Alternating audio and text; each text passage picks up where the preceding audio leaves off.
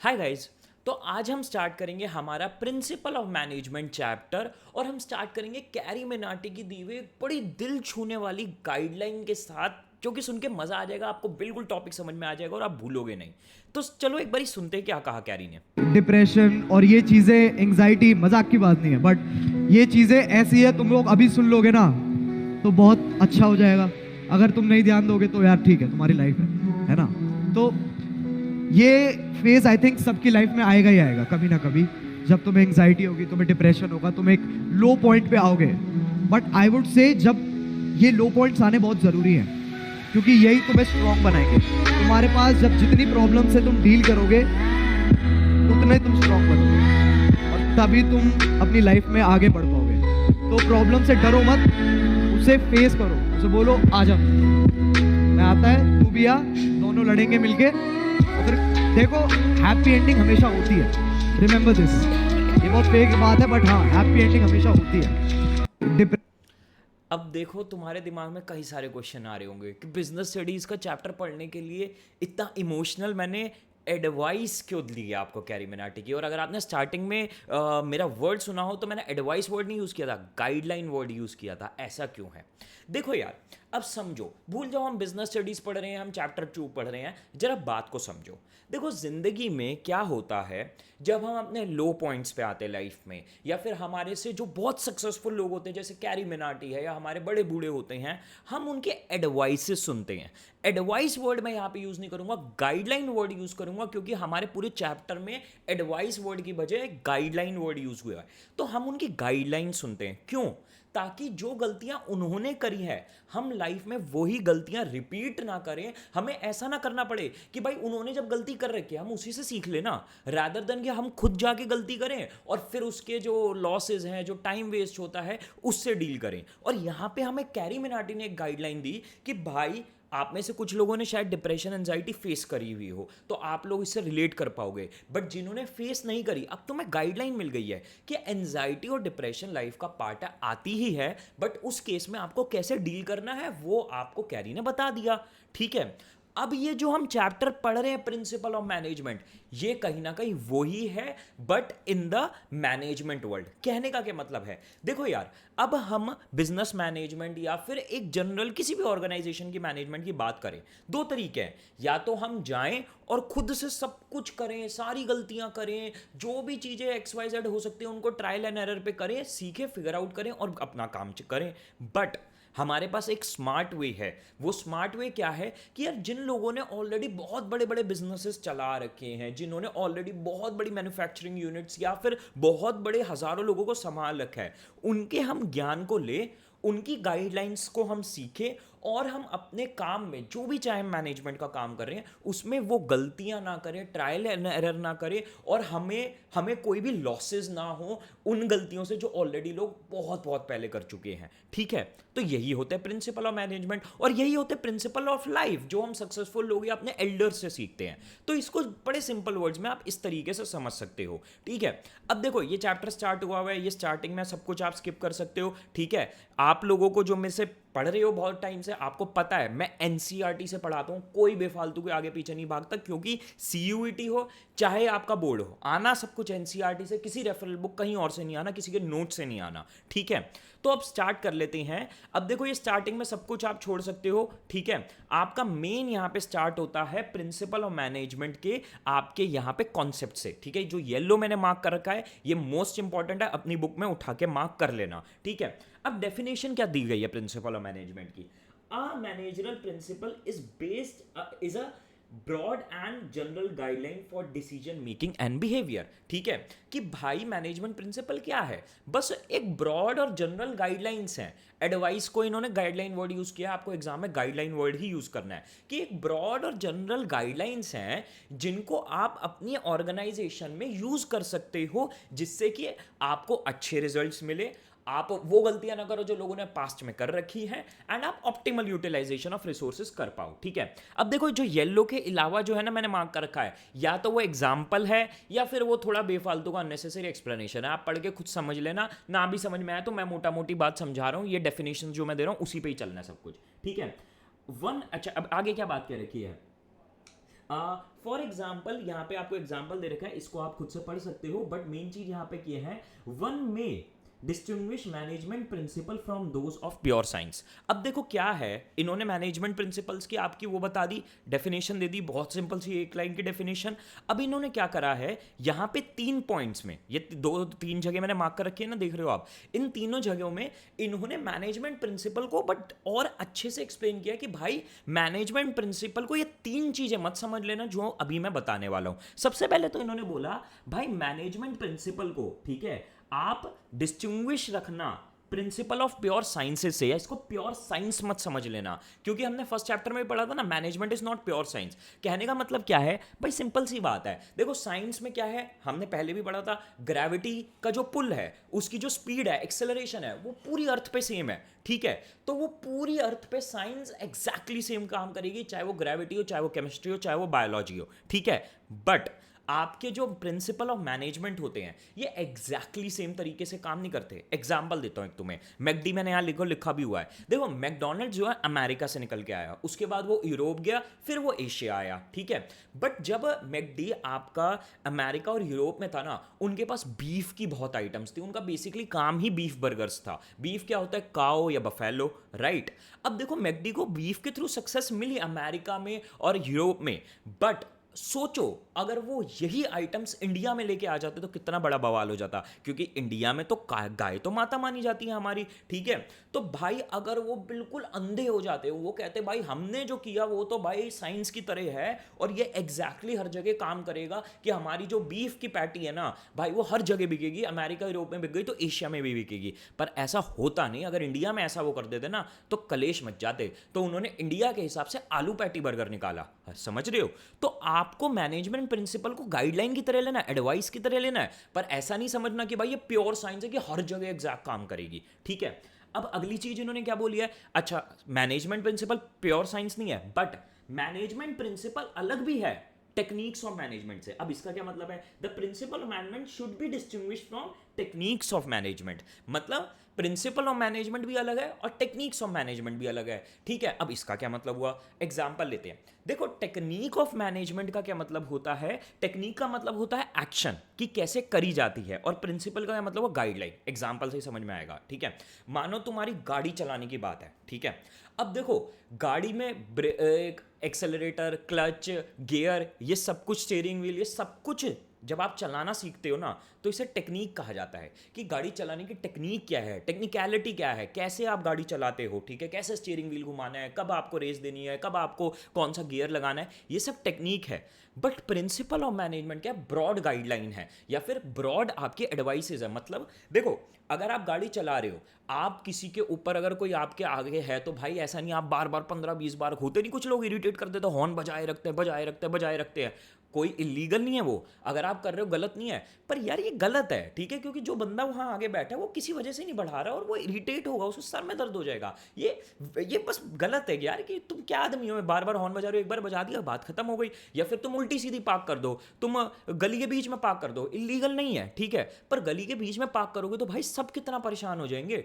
तो ये general guidelines है कि भाई ढंग से पार्क करो, हॉर्न मत बजाओ बार बार, ठीक है, ढंग से स्पीड में चलाओ, रैश ड्राइविंग मत करो। तो ये सब जनरल गाइडलाइन है, एडवाइसेज है कि मत करो यार गाड़ी चलाते हुए ये सब चीजें, ठीक है। और इसी तरीके से इन्होंने एक बात और बोली है कि भाई मैनेजमेंट प्रिंसिपल को likewise principle should also be understood as being distinct from values।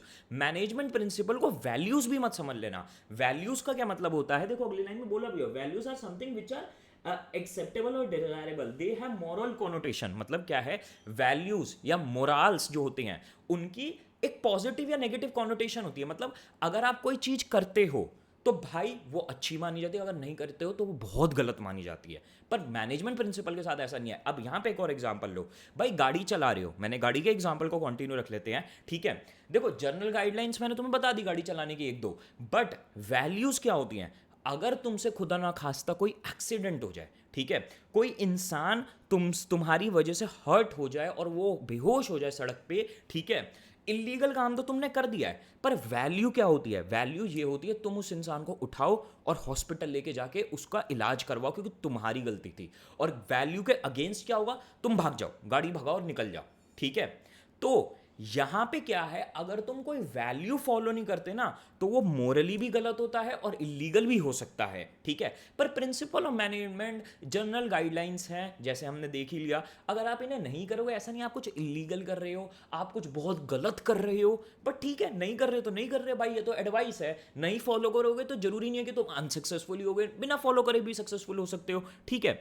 तो इस तरीके से इन्होंने यहां पे हमको बता दिया है कि भैया आप लोगों के मैनेजमेंट प्रिंसिपल की डेफिनेशन दी, फिर तीनों बातें बता दी कि ना ये प्योर साइंस से इनको कंफ्यूज कर लेना, ना टेक्निक ऑफ मैनेजमेंट से कंफ्यूज कर लेना, ना आप इनको कंफ्यूज कर लेना अपनी वैल्यू से। सिंपल एंड स्ट्रेट, ये सिर्फ जनरल गाइडलाइंस है और बहुत ही देसी भाषा में एडवाइस है। वर्ड एडवाइस मत यूज करना एग्जाम में, ये वर्ड कहीं यूज नहीं हुआ बुक में, मैं बस समझाने के लिए बता रहा हूं, ठीक है। अब सुनो, अब इसके बाद इन्होंने क्या कर रखा है, nature of principle of management, ठीक है। इसके ऊपर आते हैं, बट उससे पहले मैं एक चीज बता देता हूं। इस चैप्टर के देखो ये सारे नोट्स जो हैं, ठीक है, ये आपको नीचे पिन कमेंट में डाउनलोड करने के लिए मिलेंगे। आप इजीली नोट्स के थ्रू मेन की पॉइंट्स उठा सकते हो, राइट। इंपॉर्टेंट टॉपिक्स भी मेंशन्ड है, तो सब कुछ आपको नीचे हमारी ऐप पे डाउनलोड करने को मिल जाएगा। और हम सिर्फ बिजनेस स्टडीज नहीं, सारे सब्जेक्ट्स आपको पढ़ा रहे हैं इस चैनल पे बिल्कुल फ्री ऑफ कॉस्ट बोर्ड्स के लिए, ठीक है। और याद रखना, अगर आपको प्रिपेयर करना है, देखो बोर्ड्स का तो हम फ्री ऑफ कॉस्ट यूट्यूब पे प्रिपेयर करवा रहे हैं, टेस्ट भी दे रहे हैं, ऐप पे टेस्ट भी मिल जाएगा इस लेक्चर का। बट अगर आपको सीयूईटी के लिए प्रिपेयर करना है तो आपको अभी से ही प्रिपरेशन स्टार्ट कर देनी चाहिए अपने बोर्ड के साथ साथ। और आप करना चाहते हो तो हमारा बैच है, इंडिया का पहला बैच जिसमें हम मनी बैक गारंटी देते हैं, ठीक है। अगर आपको कोर्स पसंद ना आए, 5 दिन के अंदर अंदर आप पूरे पैसे वापसी ले जाओ, पहले लोग हैं जो ये क्लेम करते हैं। और ये हम क्यों क्लेम करते हैं, हमारे रिजल्ट्स की वजह से। 2022 में हमारे AIR-1 हमारे पढ़ाए हुए बच्चे की आई थी। 2023 में CUET की बात कर रहा हूं, 2023 में भाई हमारे एक बच्चे के 4 सब्जेक्ट में 100% आए थे। 20 बच्चे SRCC पहुंचे, लगभग 21। सुखदेव 11 स्टूडेंट्स पहुंचे हैं। हमारे 14 स्टूडेंट IIM इंदौर में शॉर्टलिस्ट हुए हैं 2022 में। IIM इंदौर में AIR 13, 24, 37 हमारे पढ़ाए हुए स्टूडेंट्स की थी। और ये सारे रिजल्ट्स तुम 2022 के देख सकते हो, 2023 के भी अपडेट हो जाएंगे जल्दी ही। तो भाई आपको इंडिया के एक बेस्ट इंस्टीट्यूट से पढ़ना है, जहां पे इस साल हमने 100 स्टूडेंट्स को नॉर्थ कैंपस पहुंचाया है, इंडिया के टॉप कॉलेजेस में पहुंचाया है। उसके अलावा IIMs में बहुत सारे बच्चे पहुंचाए हैं। तो भाई डिटेल्स के लिए आप हमारा WhatsApp number, calling number team का नीचे कमेंट सेक्शन से उठा सकते हो, बात कर सकते हो, करियर काउंसलिंग ले सकते हो। ज्वाइन चाहे बाद में कर लेना, बट आप एडवाइस उनसे वहां ले सकते हो, ठीक है। तो चलो अब हम आगे बढ़ जाते हैं। हमारा अगला टॉपिक क्या है, nature of principle of management, ठीक है। अब नेचर का इन्होंने सबसे पहले मतलब बता रखा है। अच्छा सुनो, येलो वाले इंपॉर्टेंट है और ये सियान कलर वाले ठीक है, बस ध्यान देने वाली बात है, एज सच कुछ इंपॉर्टेंट नहीं है।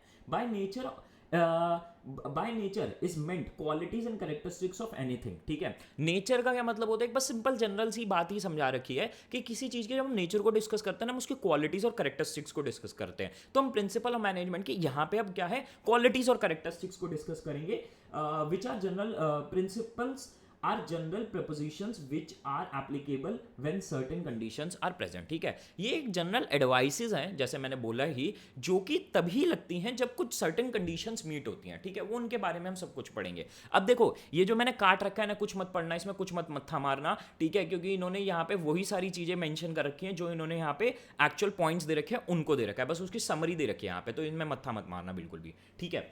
चलो अब हम समझते हैं कैरेक्टरिस्टिक्स या nature of principle of management. सबसे पहली चीज देखो, मैनेजमेंट प्रिंसिपल्स की आपकी यूनिवर्सल एप्लीकेबिलिटी होती है। अब इसका क्या मतलब है, the principle of management are intended to apply to all organization, businesses as well as non businesses, small large, public sector as well as private sector, manufacturing as well as service sector. बहुत simple सी भाषा में explain कर रखा है भाई। जो principal of management हैं, जो आप अभी आगे पढ़ने वाले हो, हम फेओल के पढ़ेंगे, हम टेलर के पढ़ेंगे, बहुत इंटरेस्टिंग लेक्चर्स होंगे, मैं तुम्हें प्यारे प्यारे एग्जांपल्स देके समझाऊंगा। बस बात यहां पे ये है कि जो प्रिंसिपल ऑफ मैनेजमेंट आगे पढ़ने वाले ना, उनकी यूनिवर्सल एप्लीकेबिलिटी होती है। बहुत सिंपल भाषा में बताया हुआ है भाई, छोटी हो, बड़ी हो, प्रॉफिट हो, नॉन प्रॉफिट हो, पब्लिक हो, गवर्नमेंट हो, बिजनेस हो, सब जगह ये प्रिंसिपल अप्लाई होते हैं। But however the extent of their application, ठीक है, the extent of their application would vary with the nature of the organization, ठीक है। कि वो कितने अप्लाई होते हैं, कितनी मात्रा में अप्लाई होते हैं, ये वेरी करेगा ऑर्गेनाइजेशन के नेचर से। अब मैं तुम्हें इसका बड़ा प्यारा सा एग्जांपल देता हूँ। देखो एडू कैप्टन तुम यूट्यूब चैनल देख रहे हो, मैंने तुम्हें भाई साहब अपनी पूरी हमारी मंथली बजटिंग पुराने वाले लेक्चर्स में सब कुछ दिखाया, हमारे मंथली खर्चे कितने होते हैं, हमारे रेवेन्यू टारगेट्स क्या है, हमारे रिजल्ट टारगेट्स क्या है। उसमें मैंने तुम्हें एक बात भी बताई थी कि भैया हमारा जो ह्यूमन रिसोर्स मैनेजर है, ठीक है, जो हमारा हायरिंग करता है एडू कैप्टन के लिए, उसका नाम है चिंटू लाल। और वो चिंटू लाल कौन है? वो मैं ही हूँ, ठीक है। मैं यहाँ पे लेक्चर्स भी बनाता हूँ, मैं as a CEO as a founder पूरे चैनल को और पूरी ऑर्गेनाइजेशन को मैनेज भी करता हूँ, और एज अ चिंटू लाल मैं भी हायरिंग भी करता हूँ। क्यों? क्योंकि एडू कैप्टन इतनी बड़ी ऑर्गेनाइजेशन है ही नहीं यार, हम लगभग 10-15 लोगों की टीम काम करती है, ठीक है। अब हम 10-15 लोगों में एक अलग से एचआर मैनेजर क्या ला के रखेंगे यार? मैं खुद ही सारे स्टाफ से, जो भी लोग हमारे साथ काम करते हैं उनके साथ बहुत प्यार से मोहब्बत से मैं सबसे डील करता हूँ, सारे इंटर्न से मैं डायरेक्ट कनेक्शन में रहता हूँ, नहीं तो हमारे हेड्स कनेक्शन में रहते हैं, ठीक है। और हायरिंग करनी होती है तो मैं खुद ही जाके कर लेता हूँ अपने लिंक्डइन वगैरह के थ्रू, ठीक है। तो अब देखो, अगर एक बड़ी ऑर्गेनाइजेशन हो जिसमें 100 लोग भी हों, वैसे तो हजारों हजारों लोग होते हैं, बट अगर 100 लोग भी, तो एक एचआर मैनेजर अलग से चाहिए होती है, ठीक है। अब ये हमारा ना, मैं ये सब क्यों बता रहा हूँ, हमारा ना एक प्रिंसिपल ऑफ मैनेजमेंट है जो हम आगे पढ़ने वाले हैं, जिसमें कहा जाता है, जिसमें कहा गया है डिविजिबिलिटी ऑफ वर्क, कि काम को ना ढंग से डिवाइड करना चाहिए, और ऐसा नहीं होना चाहिए कोई इंसान किसी और का काम कर रहा है। पर एडू कैप्टन के केस में मैं ही लेक्चरर हूं, मैं ही एचआर हूं, मैं ही सीईओ हूं। क्यों हूं मैं ये सब? क्योंकि भाई हमारी ऑर्गेनाइजेशन का नेचर है ही नहीं, हमारी इतनी बड़ी है ही नहीं कि हम हर काम के लिए अलग अलग बंदा हायर करें। हालांकि हम डिविजिबिलिटी ऑफ वर्क को, हम काम को डिवाइड करके चलते हैं। भाई सेल्स कोई बंदा कर रहा है, अकेडमिक हेड कोई और है, यूट्यूब का हेड कोई और है, बट हमारे इतनी बड़ी भी ऑर्गेनाइजेशन नहीं है कि भाई हम एचआर भी अलग से रखें। तो डिविजिबिलिटी ऑफ वर्क है, पर इतनी भी ज़्यादा नहीं है, ठीक है। शायद पीछे तुम्हें सीटी की आवाज़ आ रही हो, इग्नोर कर देना, कुकर वूकर घर में होता रहता है, ठीक है। अब चलो, तो अब मेरे ख्याल से तुम्हें होपफुली समझ में आ गया होगा, मैनेजमेंट प्रिंसिपल हर जगह लगते हैं, पर एक्सटेंट कितनी मात्रा में लगे वो ऑर्गेनाइजेशन के नेचर के ऊपर होता है। अगला है मैनेजमेंट प्रिंसिपल तुम्हें जनरल गाइडलाइन देते हैं, ठीक है। कहने का ये मतलब है, the principles are guidelines to achieve but not sorry are guideline to action but do not provide ready-made straight jacket solution to all management problem. This is because real businesses situation are very complex and dynamic and are result of many factors, ठीक है। कहने का मतलब भाई simple है, ये आपको general advice है, गाइडलाइन है, पर ऐसा नहीं है कि बिल्कुल ये अंधाधुन आपने फॉलो कर लिया और आपका काम बन जाएगा, ठीक है। डायरेक्ट आपको सॉल्यूशंस नहीं देती हैं, बस एडवाइस देती हैं। अब मैं तुम्हें एक एग्जांपल देता हूँ इसका। आपने अगर कभी भी लाइफ में, अभी आगे, अभी तो छोटे हो, तुम बड़े होगे, कॉलेज में जब जॉब में जाओगे ना, तुम्हें पर्सनल फाइनेंस की बहुत सारी बुक्स, वीडियोस वगैरह मिलेंगी कि कैसे तुम्हें अपने इनकम को मैनेज करना चाहिए। हमेशा ना उन पर्सनल फाइनेंस एडवाइसेस में तुम देखोगे, तुम्हें कहा जाएगा कि भाई अपनी इनकम को सेव करो और अपनी इनकम में से कुछ हिस्सा इन्वेस्ट करो, ठीक है। तो भाई सेविंग्स इसलिए करनी है ताकि कुछ कल को आपदा आ जाए तो तुम्हारे पास फंड्स हो, ठीक है। अब देखो, ये एक जनरल एडवाइस है। आपके सामने जिस यूट्यूबर ने वीडियो बनाई है, जिस इंसान ने बुक लिखी, वो आपको ये तो नहीं आगे बता रहा कि हाँ भाई सुरेश सुन भाई, तेरे इनकम है महीने की 2 लाख रुपए, तो ऐसा कर, इसमें से 30,000 रुपए तू जाके सेव कर, 40,000 जाके शेयर मार्केट में लगा दे और बाकी सब पैसे का ऐसे ऐसे कर। ऐसा तो नहीं किया ना, स्ट्रेट आपको सोल्यूशन तो नहीं दे दिया, उन्होंने एडवाइस दिया। भाई अपना मत्था लगा के अपनी सिचुएशन के हिसाब से करो ना। अगर तुम्हारी फैमिली में तुम सोल अर्नर हो तो तुम्हारे एक पर्सनल एक्सपेंसेस ज़्यादा होंगे। अगर तुम्हारी फैमिली में कोई और है ही नहीं, तुम्हें ही अपने ऊपर ही खर्चा करना है, तो तुम्हारे पर्सनल एक्सपेंसेस कब होंगे? तुम सेविंग और इन्वेस्टमेंट में ज़्यादा लगा पाओगे। तो इसी तरीके से जनरल एडवाइस हैं बिजनेस के लिए या फिर किसी भी ऑर्गेनाइजेशन के लिए, आपको अपने आप से चेंजेस करने पड़ेंगे सिचुएशन के हिसाब से, ठीक है। अब चलो नेक्स्ट आ जाते हैं, formed by practice and experimentation, ठीक है। अब देखो, जो मैनेजमेंट प्रिंसिपल्स होते हैं, ठीक है, हम आगे जाके ना एक प्रिंसिपल पढ़ेंगे, मैं बहुत ज़्यादा डेप्थ में नहीं जा रहा क्योंकि कंफ्यूजिंग हो जाएगा, बट हम आगे जाके ना एक प्रिंसिपल पढ़ेंगे जिसमें कि ये कहा गया है कि यार वर्कर्स से ना इतना ही काम करवाओ जितना कि वो अच्छे से कर पाए, पर उन्हें रेस्ट ज़्यादा दो, मतलब उन्हें अच्छे से रेस्ट दो। अगर तुम रेस्ट दोगे ना तो वो और ज़्यादा प्रोडक्टिव होंगे, ठीक है। अब देखो, इसका ना मैं तुम्हें बड़ा प्यारा सा एग्जांपल दे रहा हूँ, बड़ा प्यारा सा मैं आर्टिकल लेके आया था। तुम इसको गूगल पे सर्च करोगे ना, history of American work week, तो तुम्हें मिलेगा ये आर्टिकल, तुम गूगल पे जाके फिर पढ़ना, पर मैं तुम्हें मोटा मोटा बताता हूँ। क्या था 1776 में, जब एग्रीकल्चर डोमिनेशन थी या फिर इंडस्ट्रियल रेवोल्यूशन था, होता क्या था, लोगों से 12 घंटे 7 दिन काम कराया जाता था। सोच सकते हो, 7 के 7 दिन, 365 दिन साल के काम करना है, 12 घंटे, ठीक है। बट ओवर द ईयर्स धीरे धीरे एक्सपेरिमेंटेशन से पता चला कि यार इन लोगों से 12 घंटे काम करवाने की बजाय अगर हम 7 की बजाय 5 दिन काम करवाएं, 2 दिन इन्हें रेस्ट करने के लिए दें, ठीक है, तो भाई ये और ज़्यादा अच्छा काम निकालेंगे उन 10 घंटों में, उन 8 घंटों में जिन 5 दिन ये एक्चुअल काम कर रहे हैं। तो लोगों को टाइम दो, इन लोगों को रेस्ट दो, और वो जो फिर जब काम करेंगे ना वो और अच्छा काम करेंगे। तुम्हें अभी ये शायद बात सुनने में ऑब्वियस लगे, पर भाई 1600 में 1700 में ये बहुत बड़ी बात थी कि किसी कंपनी ने आके कहा कि 12 घंटे की बजाय हम कराएंगे 10 घंटे काम, और 7 दिन की बजाय हम करेंगे 6 दिन काम। बहुत बड़ी बात थी, लोगों ने भाई साहब कलेश मच गए थे इस बात पे कि ये कैसे कर सकते हो तुम, सारे वर्कर्स बिगड़ जाएंगे, सारी कंपनीज का काम बिगड़ जाएगा। पर धीरे धीरे जब ये रेवोल्यूशन आना चालू हुआ ना, ऐसा नहीं है कि एकदम से 5 दिन 8 घंटे पे हम आ गए, धीरे धीरे हुआ है सब कुछ। 12 घंटे 7 दिन, 10 घंटे 7 दिन, फिर 10 घंटे 6 दिन। ये आर्टिकल पढ़ोगे, बड़ा इंटरेस्टिंग आर्टिकल है, तुम्हें बहुत आँख खोलने वाला आर्टिकल मिलेगा, ठीक है। तो मतलब मोटा मोटा बात ये है कि ये प्रैक्टिस हुई, एक्सपेरिमेंटेशन हुआ, उससे पता चला भाई ये चीज बेस्ट निकल के आई है, ये लोगों से इतना ही काम कराओ हफ्ते में और ये बेस्ट रिजल्ट्स देती है, ठीक है। The principle of management are formed by experience and collective wisdom of managers as well as experimentation, ठीक है। लोगों के ओवर द ईयर्स एक्सपेरिमेंटेशन और विजडम से कलेक्ट हुए हैं ये, ऐसा नहीं है बस चलो अरे ऐसे ही कर लो, नहीं, टाइम लगा इनको बनाने में, ठीक है। चलो अब अगला क्या है, फ्लेक्सिबल होते हैं, ठीक है। मैनेजमेंट प्रिंसिपल फ्लेक्सिबल होते हैं। अब देखो सबसे मजे की बात मैं तुम्हें बताता हूं, यहां पे ना ये जो 4th पॉइंट है फ्लेक्सिबल वाला पॉइंट, ये जो हमारा 2nd पॉइंट है ना जनरल गाइडलाइन वाला, इसी से निकल रहा है, ठीक है। जनरल गाइडलाइन में हमने क्या पढ़ा कि मैनेजमेंट प्रिंसिपल भाई आपको सिर्फ एक जनरल एडवाइस देते हैं, बाकी आपको अपने हिसाब से चीजें करनी होती है। क्यों ये सिर्फ जनरल गाइडलाइन देते हैं, क्यों? क्योंकि मैनेजमेंट प्रिंसिपल फ्लेक्सिबल होते हैं। फ्लेक्सिबल होने का क्या मतलब है, the principle of management are not rigid prescription which have to be followed absolutely, ठीक है। यार हमने अभी पढ़ा भी ना कि भाई साइंस की तरह नहीं है कि बिल्कुल अंधाधुन फॉलो करना है, इनको आपको फ्लेक्सिबल चीज़ों को अलग अलग तरीके से यूज़ करना होता है। अब मैं तुम्हें इसका एग्जांपल देता हूँ, मैंने पुराने लेक्चर में भी यही एग्जांपल दिखाया था कि भाई हायरिंग के कुछ प्रिंसिपल्स होते हैं कि भाई तुम उन्हें एक अच्छा पे दो, अगर किसी को हायर कर रहे हो मार्केट स्टैंडर्ड के अकॉर्डिंग पे दो, अच्छी सुविधाएं दो, ठीक है, अच्छा एनवायरनमेंट दो वर्किंग। पर अशनीर ग्रोवर, अगर आपको जिनको नहीं पता, भारत पे के जो हैं जिन्होंने 21 शार्क टैंक से बहुत फेमस हुए थे और उन्होंने बताया मैंने 3 साल में 21,000 करोड़ की कंपनी बना दी, उन्होंने एक बड़ी प्यारी सी चीज़ दिखाई, मैं तुम्हें दिखाता हूं। हाँ जी देखो, चला रहा था, I became infamous for saying मैं हर टेकी को BMW बाइक दूंगा। मैं अपना एक फंड रेज करने गया, मेरे पास 60 पीपल टेक टीम थी, मैं वापस आया 40 पीपल रह गए। सो मैंने बोला 3 लाख रुपए की कौन सी बाइक मिलती है, दे सेड कि सर एक BMW की बाइक आती है 3 लाख रुपए की। मैंने सिर्फ एक लिंक्डइन पोस्ट डाल दिया, any engineer who joins BharatPe will get a BMW bike.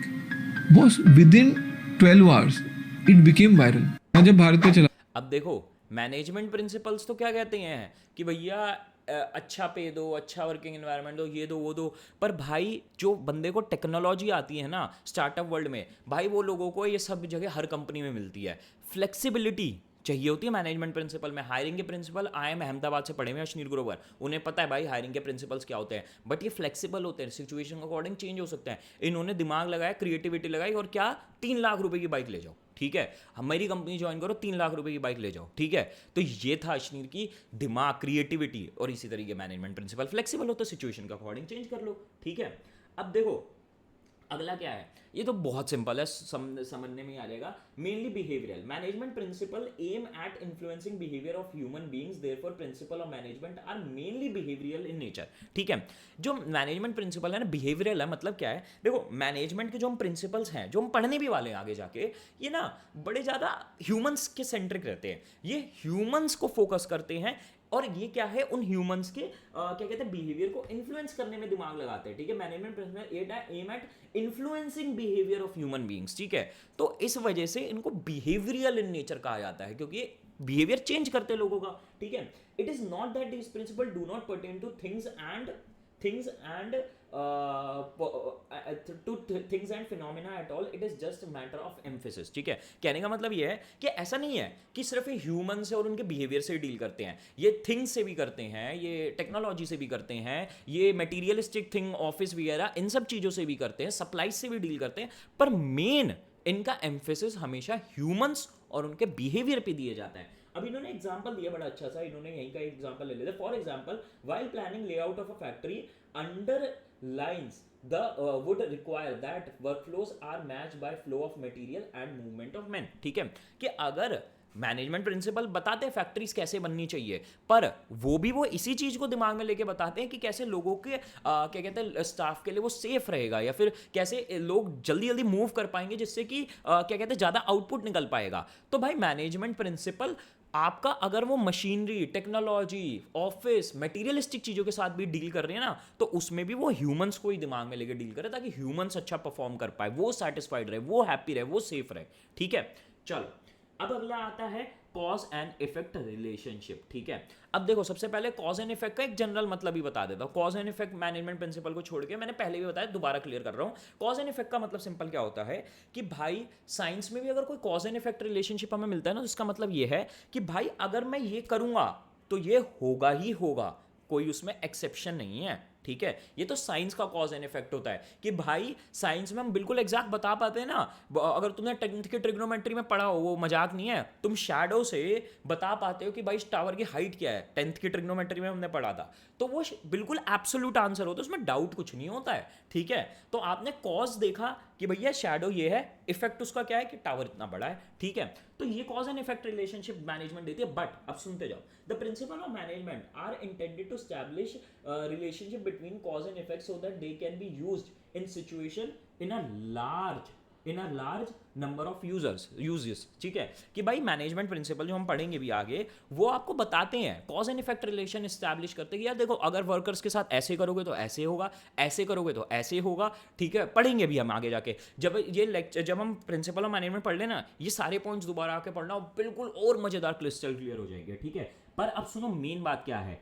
The principle of management are less than perfect since they mainly apply to human being in real life situations are not identical. ठीक है, अब देखो but ये ऐसे science की तरह नहीं होता कि भैया बिल्कुल कॉज एंड इफेक्ट बता दिया कि यही होगा. ठीक है, अब सुनो मैं क्या कहना चाह रहा हूँ, एक तुम्हें बड़ा एपिक सा मीम दिखाता हूँ. ठीक है, ये देखो. नमस्ते. तुम लोगों ने क्या कहते हैं मुन्ना भाई, लगे रहो मुन्ना भाई देखी है, नहीं देखी तो फिर बस गांधी जी के ऊपर है कि गांधी जी ने कैसे अपने प्रिंसिपल्स दिए. बड़ा एपिक सा सीन है उसका. नहीं, बापू बोला अगर दुश्मन बाएं गाल पे मारेगा ना तो दाएं गाल आगे करने का. ये ले देख, नहीं मारा ना. भाई इसने तो चिपका दिया.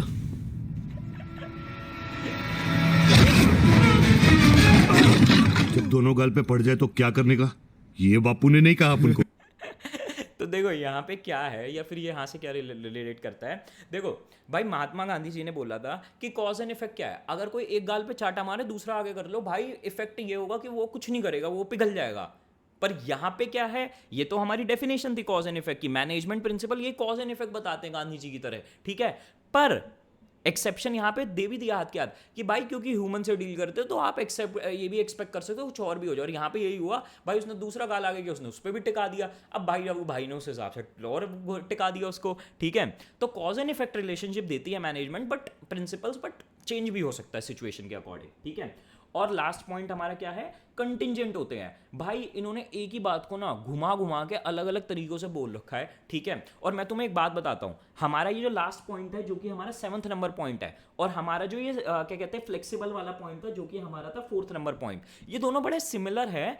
फ्लेक्सिबल में क्या कहा गया कि मैनेजमेंट प्रिंसिपल को आप सिचुएशन के अकॉर्डिंग चेंज कर सकते हो. कंटिंजेंट में उसी बात को घुमा के क्या बोला गया है, the application of principle of management is contingent और dependent upon the prevailing situation at a particular point of time. ठीक है, कहने का मतलब क्या, कोई चीज का कंटिंजेंट होने का मतलब क्या है कि वो चीज फिक्स नहीं है, और वो क्या है depending upon particular point of time क्या हो सकती है. Principal of management contingent dependent upon prevailing situation, मतलब वो सिचुएशन पे डिपेंड करते हैं और चेंज हो सकते हैं. ठीक है, given particular point of time पे. ठीक है, इसके मैंने अब तुम्हें बहुत सारे एग्जांपल दे दिए, अब तुम्हें समझ में आ गया होगा. बस क्या है, देखो तुम्हारे लिए आसान है. ठीक है। अगर फ्लेक्सिबल तो तुम्हें पूछे जाए बाय मैनेजमेंट प्रिंसिपल के कैरेक्टरिस्टिक्स बता दो, तुम फ्लेक्सिबल भी बता सकते हो, तुम कंटिजेंट भी बता सकते हो, सिमिलर से हैं, ठीक है। और पॉइंट रिकॉग्नाइज करने की बात रही तो भैया इसके लिए थोड़ा बहुत प्रैक्टिस करोगे, तुम्हें अपने आप समझ में आ जाएगा, ठीक है। तो ये हमारे कैरेक्टरिस्टिक्स ऑफ मैनेजमेंट है। अब इसके बाद इन्होंने बस थोड़ा बहुत बेफालतू में बस समझा रखा है, तुम पढ़ लेना, नहीं पढ़ना हो तो मत पढ़ना, ठीक है। तो ये सारा हो गया अब अपना, ठीक है। अब आ जाते हैं हमारे सिग्निफिकेंस, क्यों इंपॉर्टेंट है प्रिंसिपल ऑफ मैनेजमेंट को फॉलो करना, या कैसे ये जरूरी हो जाते हैं फॉलो करना, ठीक है। अब देखो सबसे पहले क्या कहा गया है, providing with managers with useful insights into reality, ठीक है।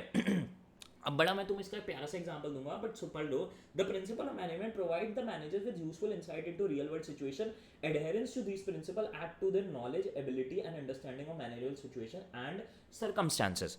क्या होता है कि देखो मैंने अभी स्टार्टिंग में एग्जांपल क्या दिया कि भाई या तो तुम कैरी मिनाटी के एडवाइस सुन लो और तुम्हें फ्यूचर में कभी एंजाइटी डिप्रेशन हो तो तुम्हें पता है कि कैरी ने बोला था कि भाई ये सबके साथ होता है, वो इतने सक्सेसफुल इंसान के साथ भी होता है, तो तुम उसे एज अ वॉरियर उससे कहो कि भाई मैं लड़ूंगा तेरे से, ठीक है। तो उसकी एडवाइस अगर तुमने फॉलो करी, उसकी गाइडलाइन तुमने फॉलो करी, तो भाई तुम्हें रियलिटी का अभी से ही पता चल गया कि तुम्हारे साथ जिंदगी में होने वाला है, ठीक है। तो उसके लिए तुम प्रिपेयर्ड हो, राइट। तो इससे क्या होता है, आपको रियलिटी में ऑलरेडी पता चल चुका है क्या होगा और आप उसके लिए तैयार हो। अब मैं तुम्हें एक और बड़ा प्यारा सा एग्जांपल देता हूँ। मेरा एक दोस्त है शुभम, मैं उसके साथ दिल्ली टेबल टेनिस खेलने जाता हूँ। मेरा सुखदेव का एक बैचमेट था, उसने IIFT से MBA करी है, ठीक है। IIFT IIMs की तरह एक तगड़ा MBA कॉलेज है जहाँ पे 25 लाख रुपए का एवरेज पैकेज रहता है और हाईएस्ट पैकेज बहुत ऊपर चले जाते हैं। अब उसकी ना एक बहुत बड़े मीडिया हाउस में जॉब लगी है, लगभग उसका 20 लाख रुपीस का पैकेज है, ठीक है। उस मीडिया हाउस में, नाम नहीं बता सकता, बिल्कुल मेन स्ट्रीम है, तुम लोगों ने नाम जानते ही हो तुम लोग। उस मीडिया हाउस में उस बंदे को ईयरली टारगेट है 70-80 करोड़ रुपीस की सेल जनरेट करने का, कि भाई तुझे 70 से 80 करोड़ रुपए का रेवेन्यू लाना है हमारे लिए। अब सोचो, इस बात को समझना, एक 26-27 साल का लड़का जिसने आज तक सेल्स नहीं करी, जिसने आज तक क्या कहते हैं वो कोई अपना बिजनेस नहीं चलाया, ठीक है, जिसने आज तक इस तरीके का काम ही नहीं करा, उसको एकदम से MBA कॉलेज कंप्लीट करते कह दिया 60-70 करोड़ रुपए का रेवेन्यू ला के दे। क्यों कहा गया है उसे? क्योंकि भाई तूने 2 साल MBA को कॉलेज में क्या पढ़ा, तुमने केस स्टडीज पढ़ी, तुमने इतनी सारी टेक्निकलिटीज पढ़ी, तुमने सारे प्रिंसिपल्स पढ़े, तो इससे तुम्हें क्या जानने को मिला कि भाई तुम्हें ऑलरेडी पता है कि रियल वर्ल्ड बिजनेस में क्या होता है। ऑल्दो किताबी ज्ञान और प्रैक्टिकल चीज में फर्क होता है और उसी के लिए वो ट्रेनिंग भी करवाते हैं 1 से लेकर 6 महीने की, ठीक है। पर वो तुमसे एक्सपेक्ट करते कि तुमने पढ़ा हुआ है तो तुम्हें ऑलरेडी पता है रियल वर्ल्ड में चीजें कैसे वर्क करती हैं और बहुत तगड़े लेवल पे पता है। इसलिए एक 26-27 साल के लड़के को जिसने कोई एक्सपीरियंस नहीं है जिसे इस काम का, उसे 60 से 70 करोड़ रुपए का टारगेट दे दिया और वो अचीव भी कर देगा, मुझे पता है, ठीक है। तो यही होता है यार, ठीक है, समझ रहे हो। तो ये ऐसी इंसाइट दे देता है आपको मैनेजमेंट प्रिंसिपल कि आपको रियलिटी का ऑलरेडी बहुत अच्छा आइडिया होता है, ठीक है।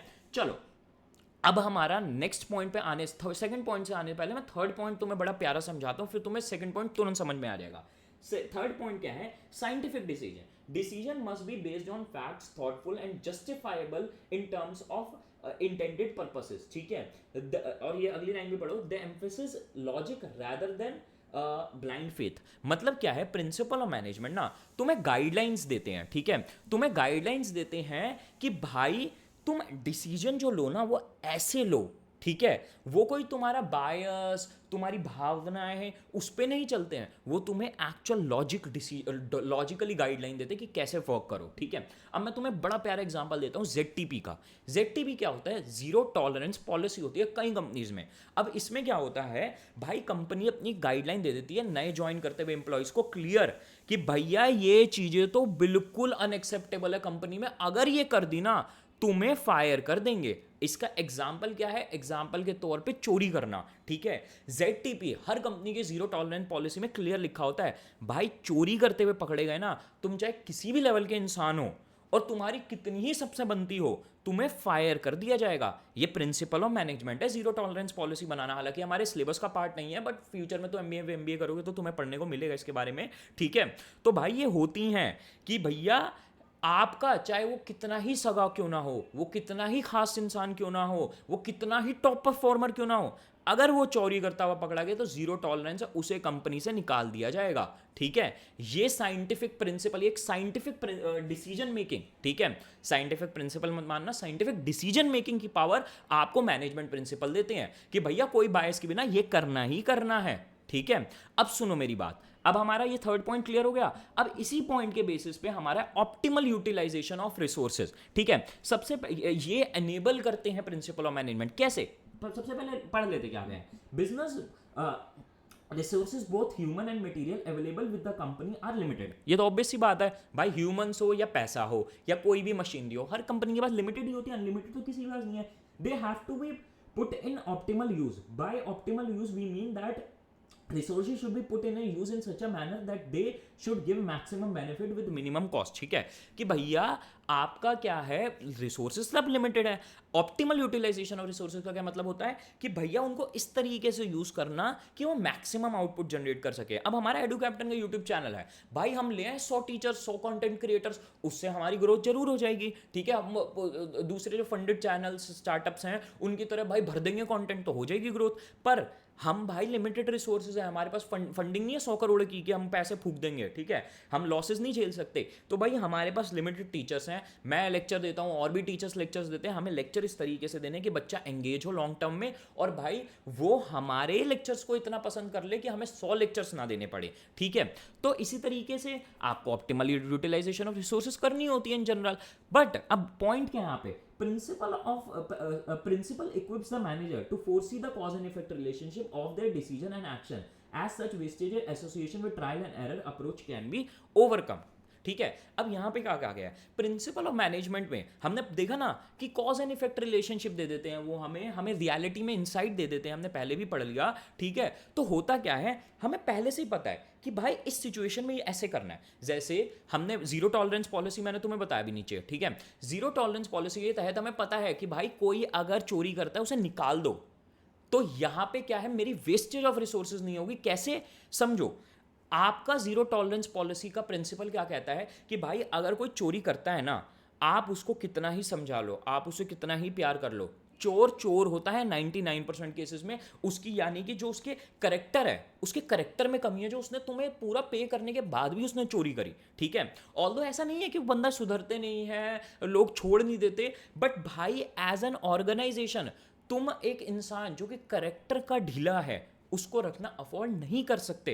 ठीक है, मेजॉरिटी केसेस में अगर किसी इंसान चोरी करता हुआ पकड़ा गया, फ्यूचर में चोरी भी रोक देना, वो कहीं ना कहीं झोलबाजी करेगा क्योंकि उसका करेक्टर ढीला है। ठीक है, तो आपको प्रिंसिपल ऑफ मैनेजमेंट ने क्या बताया कि भैया अगर कोई चोरी करता हुआ पकड़ा जाए उसे राइट अवे भगा दो, चाहे वो कितना भी बड़ा टॉप परफॉर्मर क्यों ना हो। तो इससे क्या होता है, आप वो गलती नहीं करी आपने कि भैया आपने कहा चलो एक मौका और दे देते हैं, तो अगर आप वो एक मौका और देते वो आपको दोबारा चोट देता, तो आपकी वो वेस्टेज ऑफ रिसोर्सेज बच गई, क्योंकि आपने प्रिंसिपल ऑफ मैनेजमेंट पढ़े थे और उसमें पढ़ा था ZTP में चोरों को नहीं हम अलाउ करते। ठीक है, तो ट्रायल एंड एरर में हम जो गलतियां कर देते हैं, चल ऐसे करके देख लेते हैं, चल वैसे करके देख लेते हैं, चल कॉम्प्रोमाइज करके देख लेते हैं, वो सारी चीज़ें चली जाती हैं, क्योंकि आपको पता है भाई चीज़ें ऐसे ही फंक्शन करती है। मेरे जो लोगों ने प्रिंसिपल ऑफ मैनेजमेंट लिखे थे ना, उन्होंने मेरे को ज्ञान ऑलरेडी दे दिया, मैंने किताबों से पढ़ लिया। ठीक है, चलो अब आ जाता है मीटिंग चेंजिंग एनवायरमेंट रिक्वायरमेंट्स। ठीक है, यहाँ पे क्या कहता है, although the principle of management are in the nature of general guideline, but they are modified as such help managers to meet changing requirements of the environment। ठीक है, होता क्या है, प्रिंसिपल ऑफ मैनेजमेंट ना जो आपके क्या कहते हैं एनवायरनमेंट में चेंजेस आते रहते हैं, उसके अकॉर्डिंग ना आपको एज अ मैनेजर ना इक्विप करते हैं कि कैसे सिचुएशंस में डील कर सकते हैं अगर एनवायरनमेंट चेंज हुआ है। तो कहने का मतलब क्या है, देखो मैं तुम्हें एक बात बताता हूँ, और ये मैं इंडिया की भी बात नहीं बता रहा, अमेरिका की बात बता रहा हूँ। 1700s में क्या होता था भाई, लड़कियों का, औरतों का और ब्लैक लोगों का, यानी जो काले लोग, नीग्रोस जो होते हैं, उनका एक ऑफिस में, एक डिग्निफाइड फैक्ट्री, अच्छी जगहों में काम करना बिल्कुल भी अलाउड नहीं था। ठीक है, बिल्कुल भी अलाउड नहीं था। ठीक है, उस टाइम मैनेजमेंट प्रिंसिपल का था, एक मैनेजमेंट प्रिंसिपल था इक्विटी, अभी हम नीचे भी पढ़ने वाले हैं, जो कि कहता था कि भैया एक काम के लिए सबको फेयर पे मिलना चाहिए, इक्वल पे मिलना चाहिए सेम काम के लिए। ठीक है, बट क्या हुआ, जैसे जैसे एनवायरनमेंट चेंज हुआ, वर्ल्ड पॉलिटिक्स चेंज हुई, सोसाइटी चेंज हुई, नीग्रोस को भी काम वर्क प्लेस में अलाउ किया गया, लेडीज़ को भी अलाउ किया गया। तो ये इक्विटी प्रिंसिपल ना इवॉल्व हुआ।